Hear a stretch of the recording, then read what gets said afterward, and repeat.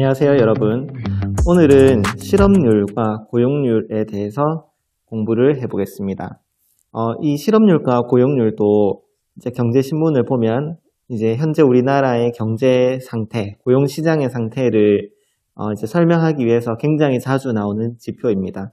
우리 교과서에는 이제 이 실업률과 고용률에 대해서 정확하게 내용이 소개되어 있진 않지만 교육과정에는 소개되어 있는 단어고요.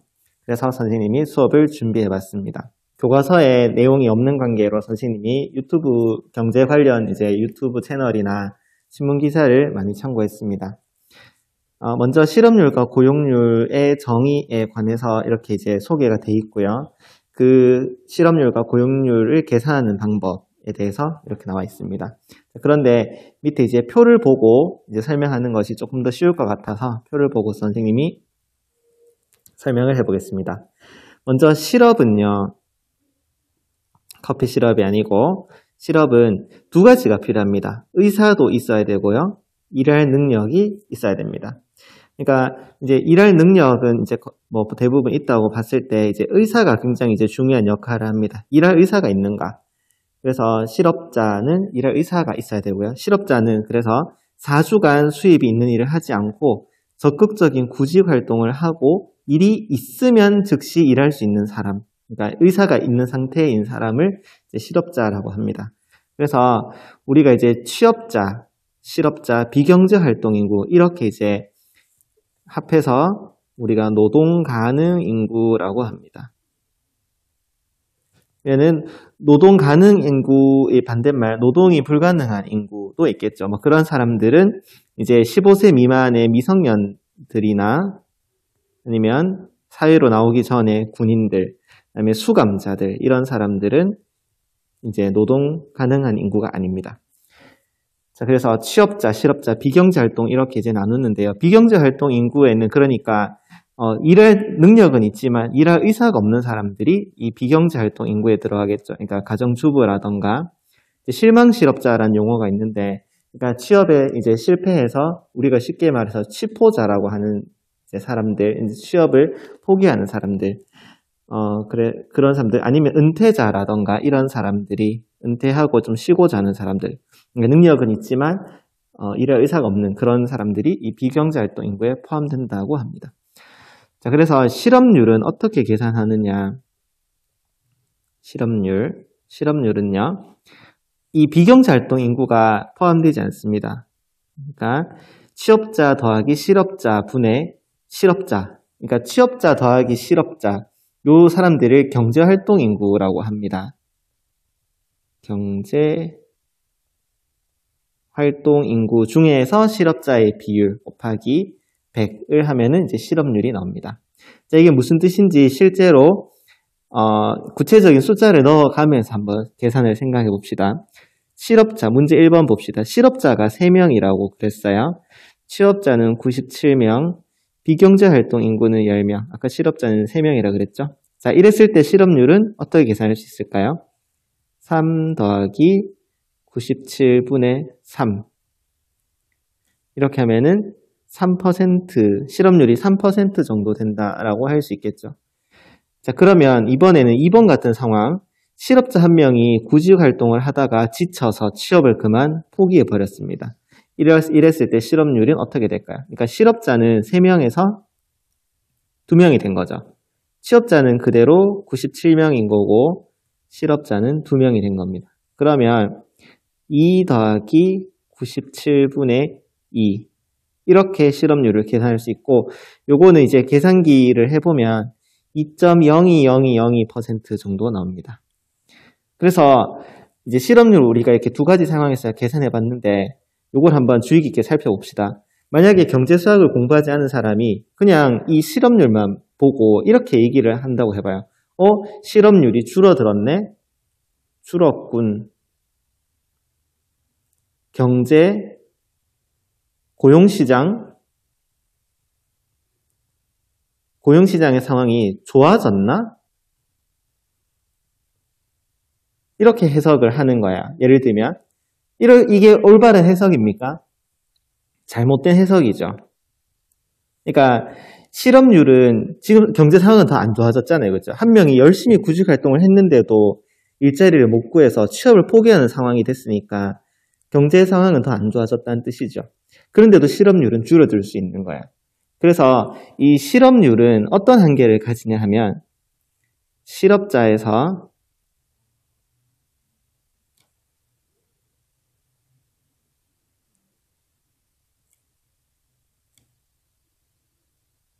실망 실업자의 이동을 감지하지 못한다. 이게 이제 실업률의 한계입니다. 그러니까 경제 상황은 안 좋아졌는데 이 비경제 활동 인구로의 이동을 감지하지 못하니까 이 실업률만 단순히 봐서는 정확한 고용시장이나 경제 상황에 대해서 분석하기가 어렵다는 거죠. 그래서 사람들이 자연스럽게 이 비경제 활동 인구를 포함한 새로운 지표가 필요하다. 새로운 지표가 필요하다라고 생각하게 됩니다. 그래서 이제 나온 실업률의 보조 지표로 사용하는 지표가 바로 고용률입니다. 한번 볼게요. 자, 먼저 취업자의 정의는 되게 이제 저는 보고 되게 이상하다라고 생각했는데 1시간 이상만 일하면 돼요. 일주일 동안 수입을 목적으로 1시간만 일하면 취업자라고 한다고 합니다. 자, 그래서 고용률은 어떻게 계산하냐면 이 노동 가능 인구 전부 다 분모해오고 그 중에서 취업자의 비율이 바로 고용률이 됩니다. 자, 그럼 이것도 실제로 구체적인 상황에서 한번 계산하면서 비교를 해봅시다. 자, 실업자가 10명, 취업자가 90명, 비경제활동 인구가 20명이라고 합니다. 취업자가 90명이라고 그랬죠? 자, 이때 실업률을 계산해 보겠습니다. 실업률은 실업자 더하기 취업자 중에 실업자의 비율이기 때문에 10%가 나옵니다. 자, 그 다음에 고용률은 비경제활동 인구까지 다 포함해요.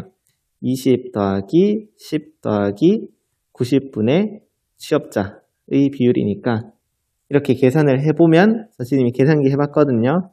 그러면 75% 정도 나옵니다. 선생님은 실업률과 고용률이 더하면은 딱 100%가 되는 줄 알았어요. 그런데 실업률과 고용률이 분모가 다르기 때문에 지금 계산한 것처럼 실업률과 고용률을 더한다고 해서 100%가 되는 상황은 아니에요. 자, 그럼 2번 상황 한번 봅시다. 실업자 10명이 모두 실망 실업자가 되었다고 합니다. 굉장히 안 좋은 상황인데요. 자, 이랬을 때 실업률은 어떻게 변하는지 한번 봅시다. 실업자니까 0명이 된 거죠. 취업자는 그대로 90명이고 실업자는 0명이니까 이렇게 계산해보면 무려 실업률이 0%가 나옵니다. 자, 고용률은 어떻게 변했을까요? 비경제활동 인구가 그러니까 30명으로 늘었고 실업자는 0명, 취업자는 그대로 90명 이라서 계산을 해보면 똑같이 75%가 나오는 거죠. 자, 우리가 이것만 봐도 실업률이 0%라고 해서 그 사회는 모두가 다 취업을 했구나 이렇게 해석할 수 있는 게 아니라는 걸 알았어요. 그렇죠? 지금 어때요? 경제 상황은 더 안 좋아졌죠. 고용률은 그대로고 그런데도 실업률은 0%가 될 수 있는 거예요. 그래서 생각해보기 1번 보면 실업률이 0%일 때 고용률은 100%인가? 아니라는 걸 알 수 있죠. 그 다음에 2번에 관한 이야기를 조금 할 텐데 그러니까 지금 건강한 사회라면요. 여기서 취업자, 실업자에서 인구가 왔다 갔다 하는 게 맞아요. 그러니까 취업을 했다가 이제 뭐 이직이나 뭐 이런 걸 생각하고 실업자가 되었다가 다시 구직 활동을 해서 취업자로 되고 여기서 뱅글뱅글 도는 게 건강한 사회겠죠. 건강한 고용시장이겠죠. 그러니까 취업자가 늘어나고 또 실업자가 늘어나고 이렇게 취업자, 실업자 사이에서 인구가 왔다 갔다 해야 되는데 우리나라는 여기 실업자 비경제활동 인구 여기서 지금 인구가 왔다 갔다 한다는 거예요. 그래서 건강한 이제 사회 구조에서는 실업률과 고용률이 이렇게 대칭되게 움직입니다. 보통 일반적으로. 그러니까 실업률이 증가하면 고용률은 떨어지고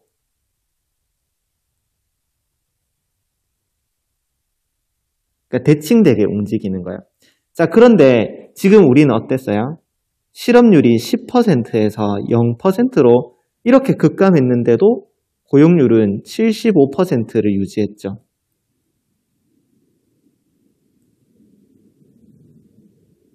그러니까 이 그래프의 흐름을 보고 뭔가 이상한 일이 벌어지고 있다.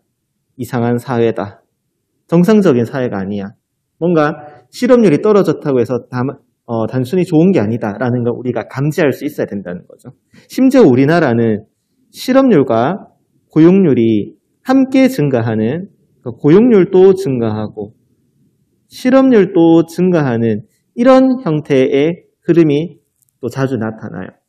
자, 자료를 한번 볼게요. 자, 이게 이제 우리나라 2013년에서 2018년 동안 고용률과 실업률 추이라고 하는데요. 계속 보세요.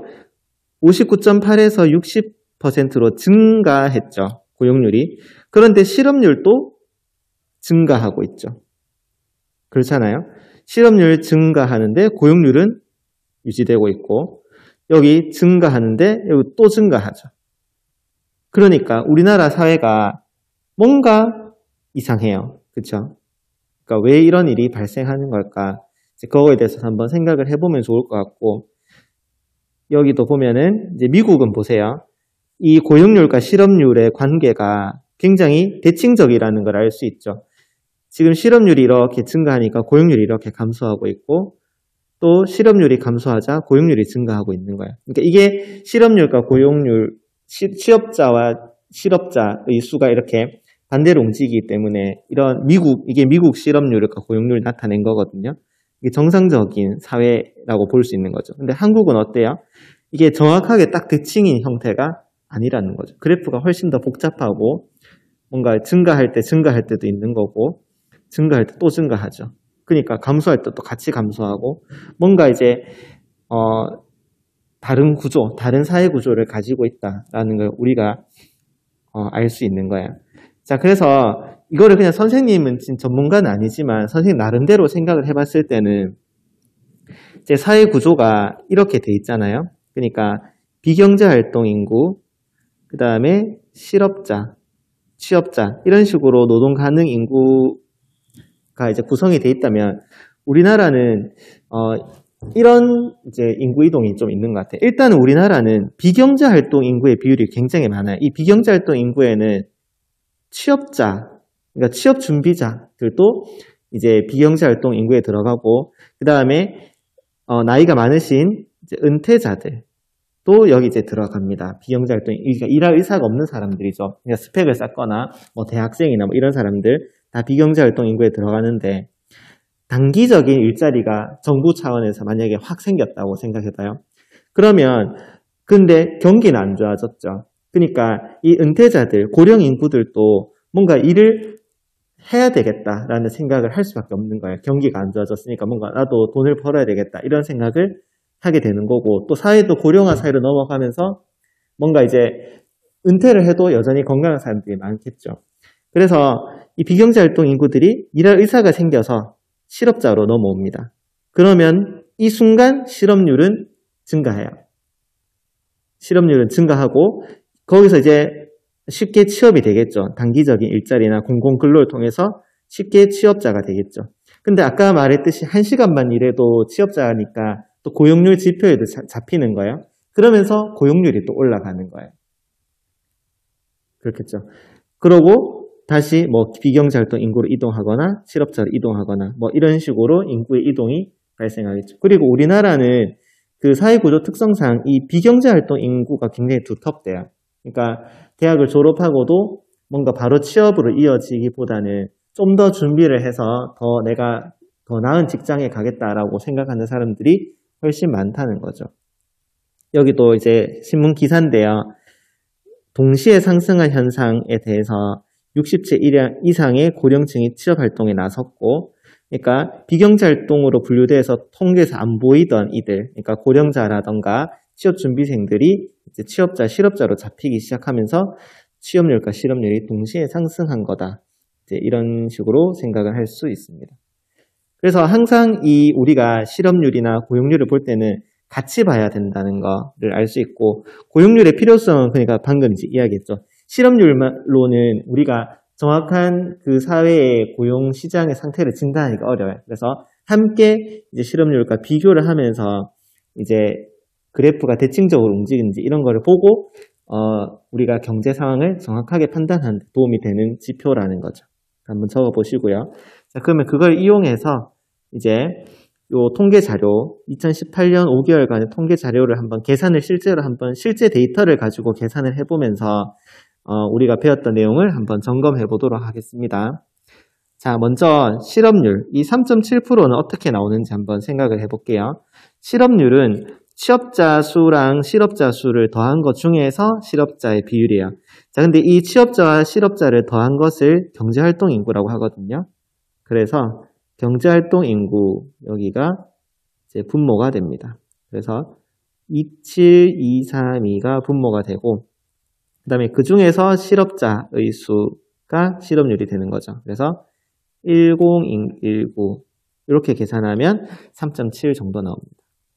자, 그 다음에 청년 실업률은 이제 청년에 대해서만, 청년이라는 거는 이제 경제학에서 30살까지, 15살에서 30살까지를 끊어서 이제 청년이라고 하는데, 이 사람들의 이제 실업률을 조사를 한 거예요. 그러면 청년 중에서 노동 가능 인구가 아니죠. 실업률이니까 경제활동 인구, 여기가 이제 분모가 되는 거예요. 그래서 4259 분의 그 중에서 실업자니까 여기가 분자가 되겠죠. 371 이렇게 계산하면 8.7이 나온다고 하고요. 고용률은 어떻게 되겠어요? 고용률은 노동 가능 인구, 이게 이제 분모가 되겠죠. 이 중에서 취업자 수 26, 213 이렇게 계산해 보시면 한 59.47 정도 나옵니다. 그래서 이제 소수 둘째 자리에서 반올림 하라 했으니까 59.5 이렇게 적으시면 됩니다. 자, 나머지 이제 데이터들도 쌤이 다 계산을 해봤거든요. 그러면은 4.6, 여기는 4.1, 그다음에 여기는 11.6 이런 식으로 계산을 할 수 있습니다. 자, 그러면 빈칸을 한번 완성해 볼까요? 2018년 상반기 실업률은 몇 월이 제일 높습니까? 4.6이 제일 높죠. 그러니까 2월이 4.6%로 가장 높았다라고 이야기할 수 있고, 4월 청년 실업률은 어때요? 10.7%로 전월 대비 감소하였다라고 할 수 있고, 4월 실업률은 전월 대비 0.4%포인트라고 해야 되겠죠? 감소하였다라고 할 수 있고, 5월 실업률은 4%로 전월 대비 실업자 수 4%가 전월 대비 감소하였다. 그 다음에 5월 고용률은 61.3%로 전월 대비 취업자 수가 증가하였다라고 할 수 있습니다. 자, 그래서 오늘은 여기 이제 출처고요. 쌤이 참고한 자료들입니다. 그래서 이런 신문이라던가 유튜브 채널을 선생님이 참고를 했습니다. 그래서 오늘은 이 실업률과 고용률에 대해서 배워봤습니다. 고생하셨습니다.